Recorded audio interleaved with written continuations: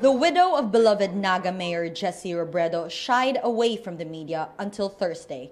Graceful and dignified, Robredo's wife Lenny accepts the fate of her husband who died in a plane crash Saturday, August 18. She says it is the will of God. A devout Catholic like him, she thinks her husband was ready and that he had fulfilled all his dreams.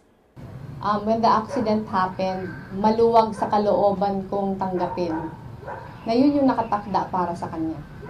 Kaya palagay ko yung pinakamaitutulong na lang namin sa katahimikan niya na ipakita sa kanya na matatag kami at kaya namin.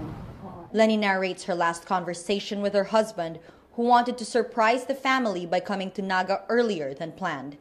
He never told her his plane was experiencing engine trouble. I was finally able to contact him sa smart number niya. He answered. Pero sabi niya sa akin, "Ma, sandali lang, may inaasikaso ako, tawagan na lang kita."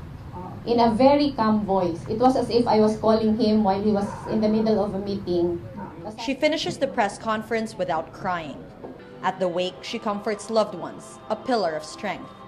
Her daughters manage to smile too, but shed tears. Residents of Naga say Lenny's faith is admirable, but their pain still lingers. Eh, siyempre, kami ganun din, tinatanggap na rin namin, pero kahit papaano yung sama ng loob namin, yung sakit, nandoon kasi naging mabuti siya sa amin. Government officials, friends, and locals continue to visit his remains in Archbishop's Palace to say goodbye before he is flown to Manila. They are likely to cremate Robredo. Lenny says that is what he told her when he was still alive.